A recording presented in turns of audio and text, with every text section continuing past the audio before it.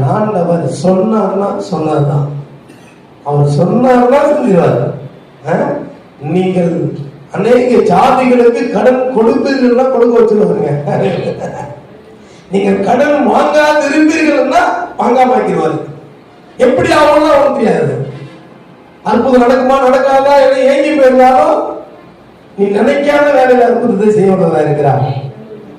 அவனுடைய வழி நடத்துதலை அறிந்தவன் யார்?